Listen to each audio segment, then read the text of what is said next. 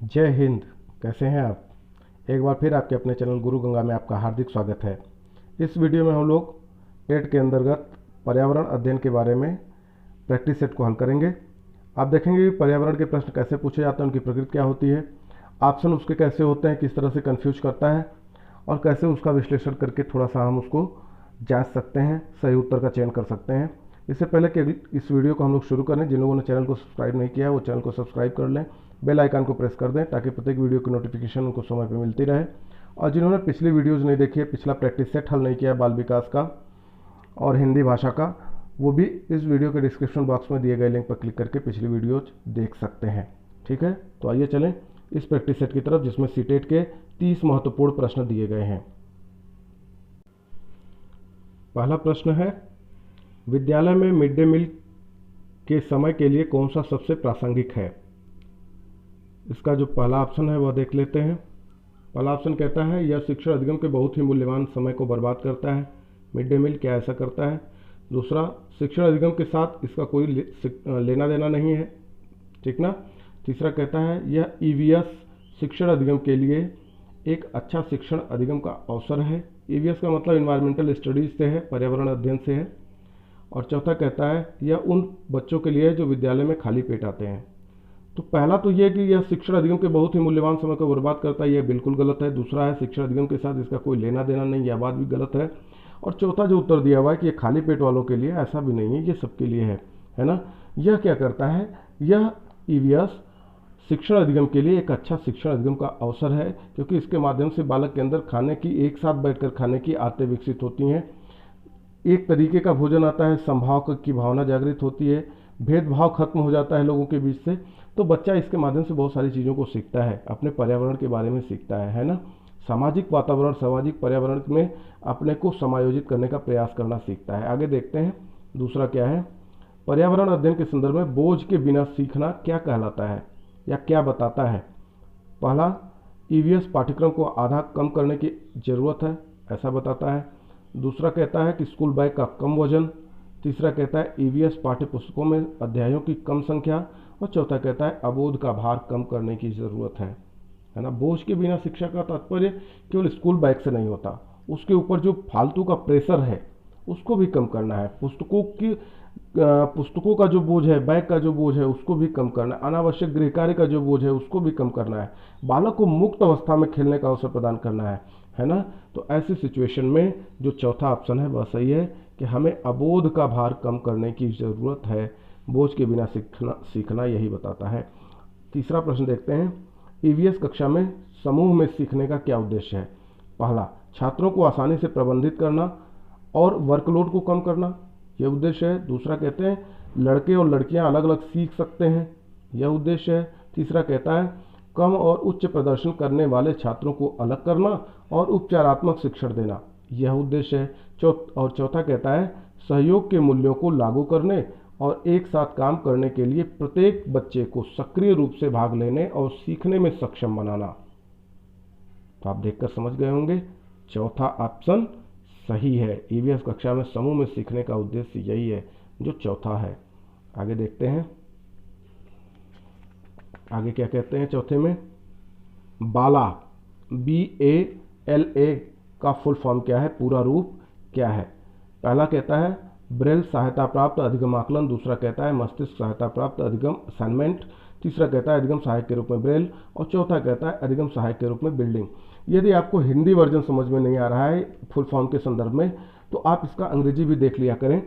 कई बार ऐसा होता है कि कुछ चीज़ें हिंदी में नहीं समझ में आती, तो उसका जो अंग्रेजी वर्जन देखने पर थोड़ा क्लू मिल जाता है। तो आप ध्यान से देख लीजिए, जो पहला दूसरा तीसरा चौथा ऑप्शन दिया है उसका अंग्रेजी वर्जन क्या कहता है। बाला का फुल फॉर्म कहता है पहला ब्रेल एडेड लर्निंग असेसमेंट। दूसरा कहता है ब्रेन एडेड लर्निंग असाइनमेंट। और तीसरा कहता है ब्रेल एज लर्निंग एड। और चौथा कहता है बिल्डिंग एज लर्निंग एड, है ना। तो इसमें जो चौथा है वह सही है, बिल्डिंग एज लर्निंग एड, अर्थात अधिगम सहायक के रूप में बिल्डिंग, यही बाला का पूरा रूप है, यही बाला का फुल फॉर्म है, BALA का फुल फॉर्म है। आगे देखते हैं वैकल्पिक ढांचे का क्या अर्थ है। सभी विचार, पहला कहता है सभी विचार जो दृढ़ता से बच्चों द्वारा अर्जित किए जाते हैं वो दूसरा कहता है विभिन्न भौतिक घटनाओं का पाठ्य पुस्तक स्पष्टीकरण। तीसरा कहता है विचार जो अवधारणाओं के औपचारिक रूप से स्वीकृत स्पष्टीकरण से अलग है। वर्तमान में चौथा कहता है वर्तमान में वैज्ञानिकों और सामाजिक वैज्ञानिकों द्वारा आयोजित विचार। विकल्प के रूप में क्या है, वैकल्पिक ढांचे की बात जब हो रही है तो आप देख रहे होंगे कि यह एक ऐसा विचार है जो अवधारणाओं का जो औपचारिक रूप से स्वीकृत स्पष्टीकरण है वो तो है ही, हम उससे अलग की जब बात करते हैं तब तो विकल्प की बात होती है, वैकल्पिक ढांचे की बात होगी। तो ये जो तीसरा है वह सही है, तीसरा जो है वही सही है। आगे देखते हैं अगला प्रश्न क्या कहता है, महिलाएं पुरुषों की तुलना में कमजोर हैं। यह एक है, क्या है वो बताना है, खाली जगह दिया हुआ है, यह एक फिर खाली जगह है। अंधविश्वास है, मिथक है, वैज्ञानिक तथ्य है और चौथा कहता है रूढ़िबद्ध धारणा है। तो ये अंधविश्वास नहीं है, यह वैज्ञानिक तथ्य भी नहीं है कि वो कमजोर होते हैं, कई मायने में वो पुरुषों की तुलना में मजबूत भी हैं। और रूढ़िबद्ध धारणा भी इसको हम नहीं कह सकते हैं, यह पुरानी परंपराओं से हमारे यहाँ समाज में चला आ रहा है जिसको हम मिथक के रूप में कह सकते हैं।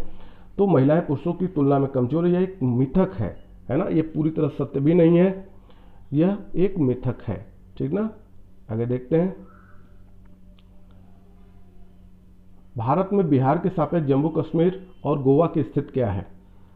पहला दक्षिण पश्चिम और उत्तर पूर्व, यानी जम्मू कश्मीर दक्षिण पश्चिम में है और गोवा उत्तर पूर्व में है, तो यह तो गलत है। आप देख रहे होंगे जम्मू कश्मीर दक्षिण पश्चिम में नहीं है ना, किधर है, उत्तर पश्चिम में है, किधर होगा आप देख रहे होंगे। अगर आप बिहार को यहाँ मानते हैं, ठीक ना, और यहाँ यूपी को मानते हैं तो इधर यहाँ पर जाकर कहीं पे जम्मू कश्मीर मिलता है आपको, है ना। तो जम्मू कश्मीर क्या है, ये उत्तर होता है, ये पश्चिम होता है ना, और ये क्या है, ये क्या है, उत्तर पश्चिम है। तो जम्मू कश्मीर यहाँ जहाँ मिलेगा वह उत्तर सही हो सकता है। आगे देखते हैं पूर्व और पश्चिम, जम्मू कश्मीर पूरी तरह पूर्व में भी नहीं है। तीसरा कहता है पश्चिम और पूर्व, पूरी तरह पश्चिम में भी जम्मू कश्मीर नहीं, तो गोवा पूर्व भी नहीं है, गोवा तो पूर्व है ही नहीं। चौथा उत्तर कहता है, चौथा ऑप्शन कहता है उत्तर पश्चिम और दक्षिण पश्चिम। हाँ, यह उत्तर सही है, यह उत्तर क्या है, सही है। अगर आप बिहार की स्थिति को देखेंगे तो जम्मू कश्मीर उसके उत्तर पश्चिम में पड़ेगा और गोवा दक्षिण पश्चिम में पड़ता है, उसकी स्थिति है ना, दक्षिण पश्चिम में गोवा है बिहार के। अगला देखते हैं वाष्पीकरण की प्रक्रिया निम्नलिखित में से किस स्थिति में सबसे अधिक धीमी होगी। पहला दिया है सतह क्षेत्र और तापमान दोनों में कमी हो। दूसरा कहता है सतह क्षेत्र और तापमान दोनों में वृद्धि हो। तीसरा कहता है सतह क्षेत्र बढ़ता है लेकिन तापमान घटता है। और चौथा कहता है सतह क्षेत्र घटता है लेकिन तापमान बढ़ता है। आप जानते हैं कि जब टेम्परेचर बढ़ेगा तो वाष्पीकरण तेज होगा, है ना। तो जहाँ जहाँ ऑप्शन दिया हुआ है तापमान में वृद्धि, है ना, वह तो सीधे सीधे गलत है। जैसे ये दिया हुआ है तो ये गलत है, तापमान बढ़ता है ये भी गलत है ना। अब दो बचा अपने पास, एक कहते हैं सतह क्षेत्र बढ़ता है लेकिन तापमान घटता है। सतह क्षेत्र अगर ज़्यादा होगा, है ना, तो वाष्पीकरण तेजी से होगा। इसका मतलब यह है कि यह भी ऑप्शन गलत है। तो बचा क्या, पहला, सतह क्षेत्र और तापमान दोनों में यदि कमी हो तो वाष्पीकरण की प्रक्रिया सबसे धीमी होगी। तो उत्तर क्या सही है, पहला सही है। अगला देख लेते हैं स्थानों, दूरियों और दिशाओं की सापेक्ष स्थिति को समझने की क्षमता है, क्या है, ग्राफिक कौशल है, दिशात्मक कौशल है, चित्रण कौशल है, स्थितीय कौशल है। आप इसको अगर जानना चाहते हैं तो आप अंग्रेजी वर्जन इसका देख लीजिए, ग्राफिक स्किल, डायरेक्शनल स्किल, तीसरा मैपिंग स्किल और चौथा है पोजिशनल स्किल। तो शायद आपको थोड़ा क्लू मिल रहा होगा। तो स्थानों, दूरियों और दिशाओं की सापेक्षिक स्थिति को समझने के लिए क्या करना है, मैपिंग स्किल होना चाहिए ना, जिसको आप हिंदी में कह लेते हैं चित्रण कौशल। यह उत्तर सही है।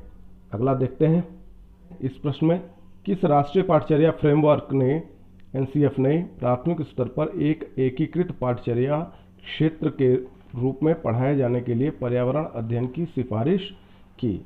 पहला है एनसीएफ 1975, दूसरा एनसीएफ 2005, तीसरा एनसीएफ 1988, चौथा एनसीएफ 2000, ठीक ना।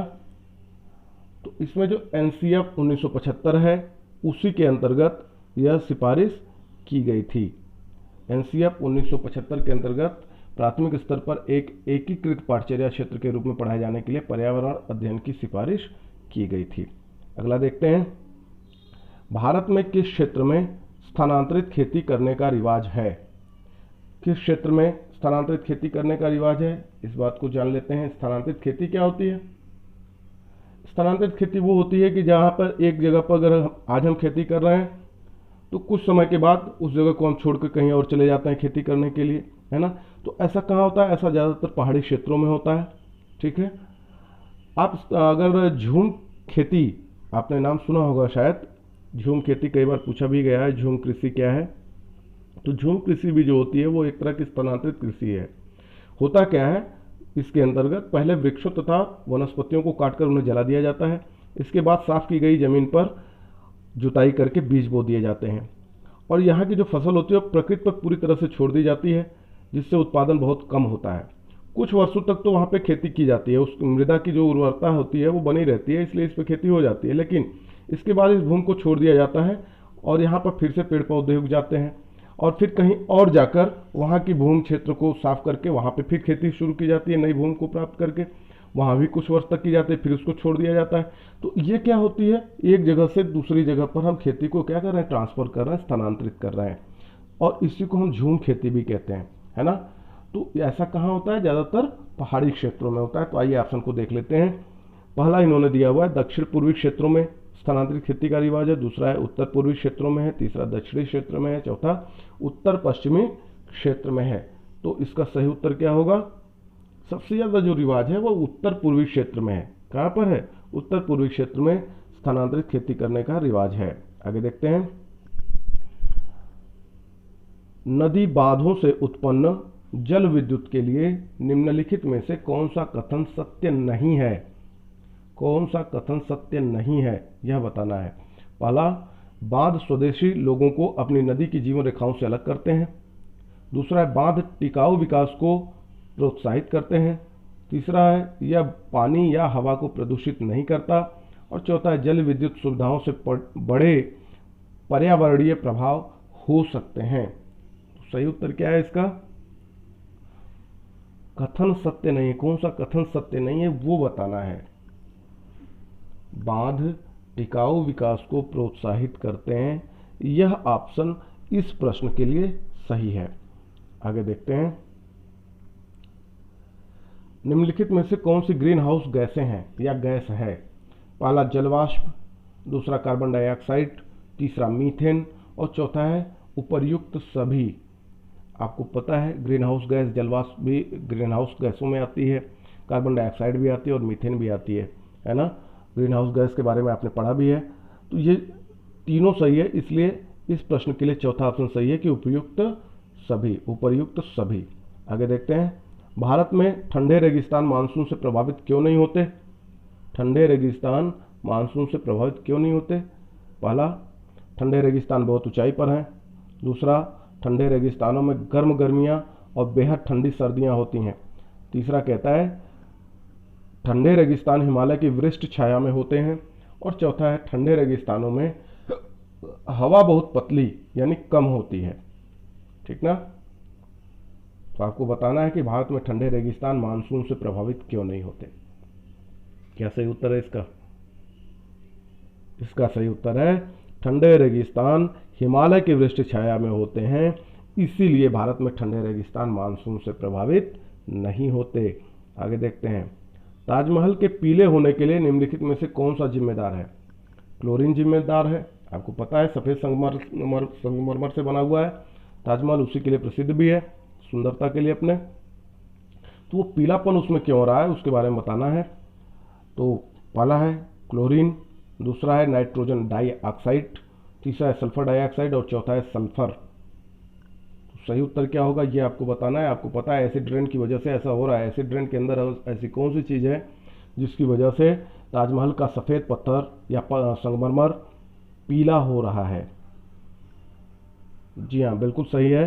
सल्फर डाइऑक्साइड ही वह तत्व है, वह गैस है या वह प्रभावी तत्व है जिसकी वजह से सफ़ेद संगमरमर पीला हो रहा है।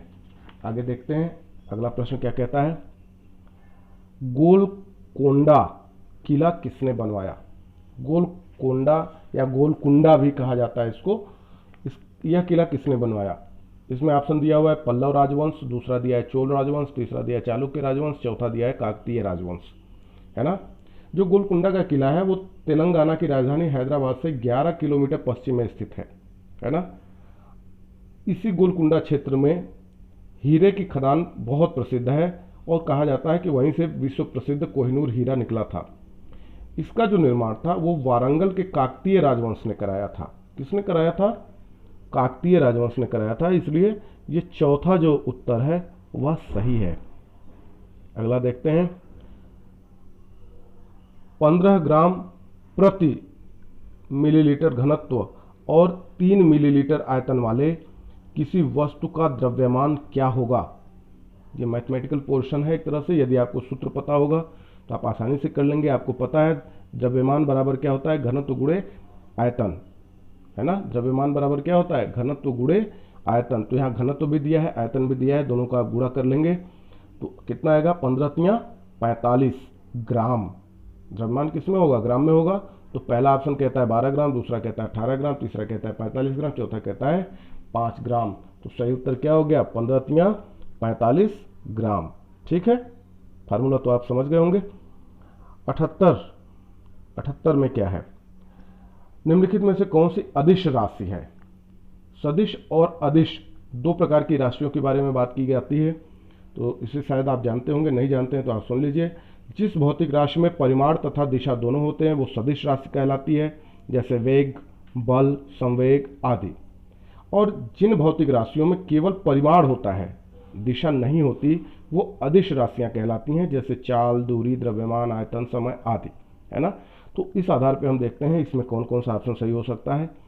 पहला है भार, दूसरा है द्रव्यमान, तीसरा है गुरुत्वाकर्षण और चौथा है संवेग, है ना। जो भार होता है, चूंकि गुरुत्वाकर्षण उस पर भी काम करता है, इसलिए उसकी एक दिशा बन जाती है, गुरुत्वाकर्षण की भी एक दिशा होती ही है, तो यह दोनों सदिश राशियों में आ जाता है। संवेग भी सदिश राशि है, अभी हमने उदाहरण के रूप में बताया। द्रव्यमान अदिश राशि है, इसमें मात्रा तो होती है, परिमाण तो होता है, लेकिन इसकी कोई अपनी दिशा नहीं होती है। तो इस प्रश्न के लिए यही सही उत्तर है। आगे चलें। 79 है ना। एक ऐसी वस्तु जिसमें से कोई प्रकाश किरण गुजर नहीं सकती कहलाती है।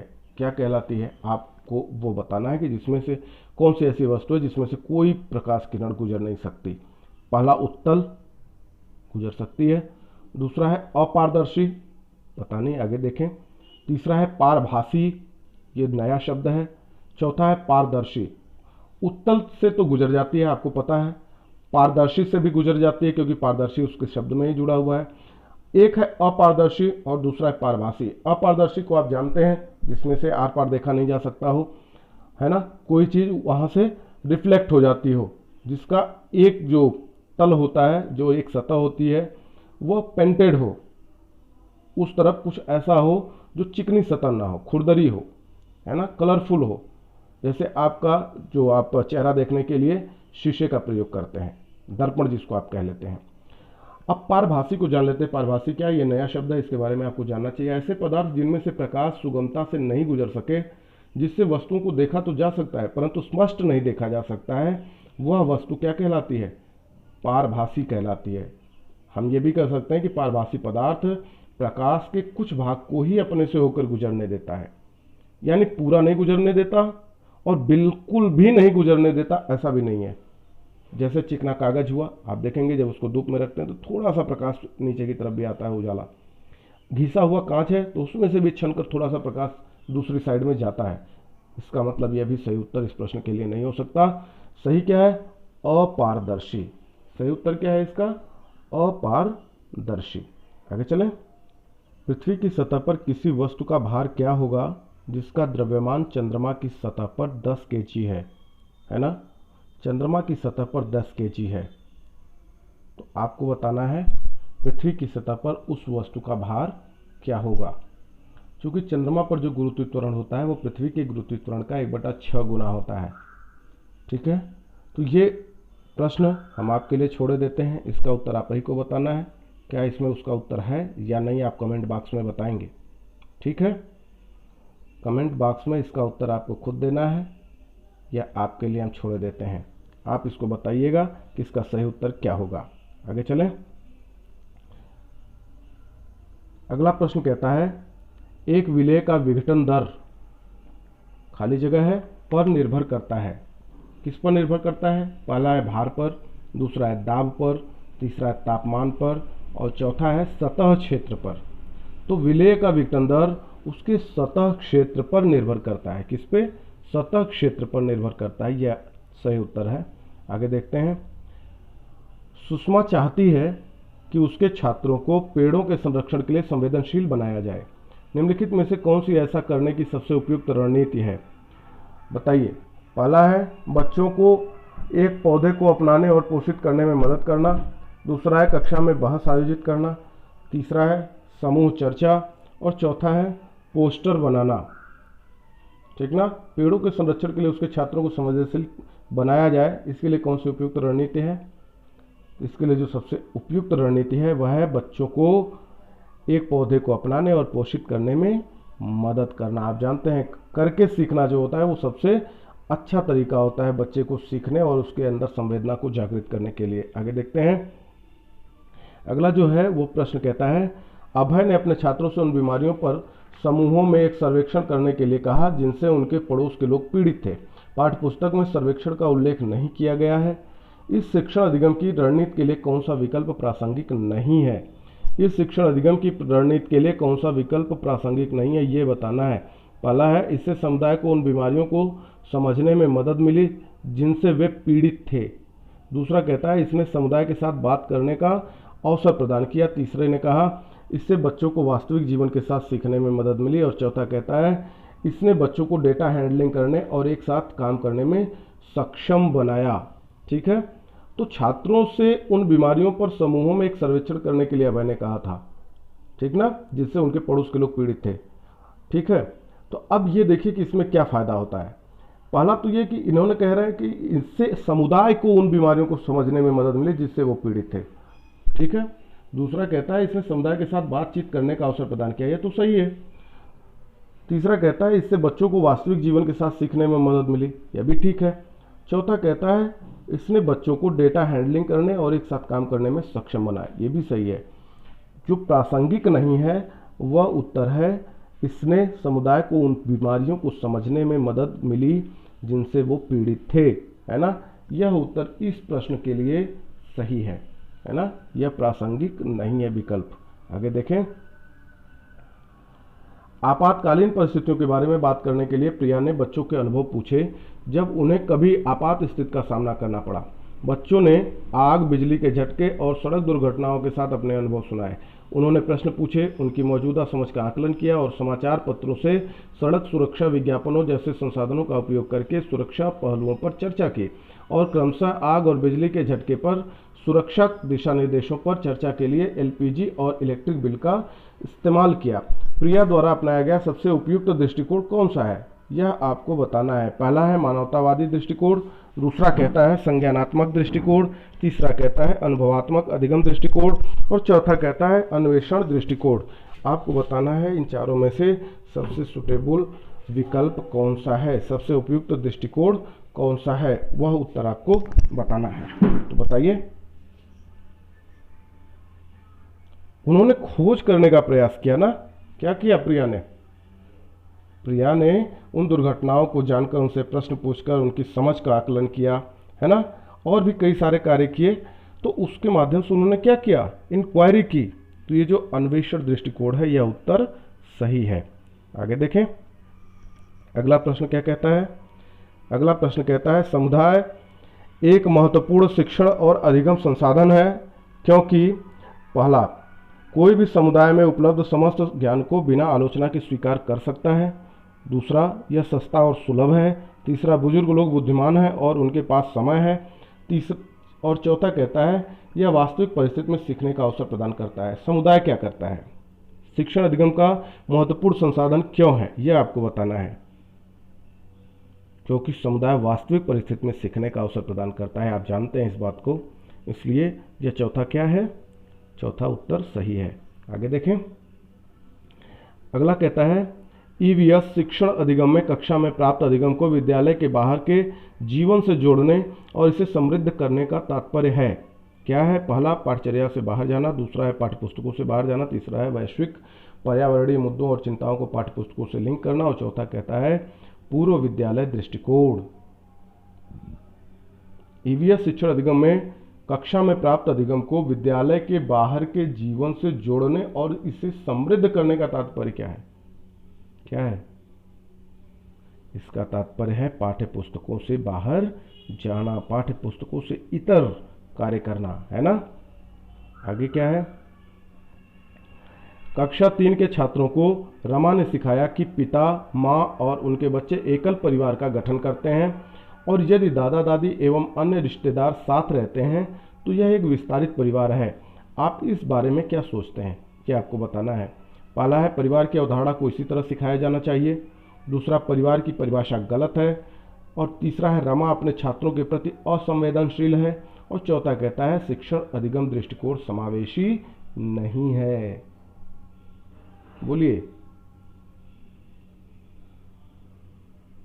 आपको लग रहा होगा कि कुछ भी सही हो सकता है ना, लेकिन इसका जो सबसे उत्तम आंसर है वह है शिक्षण अधिगम दृष्टिकोण समावेशी नहीं है।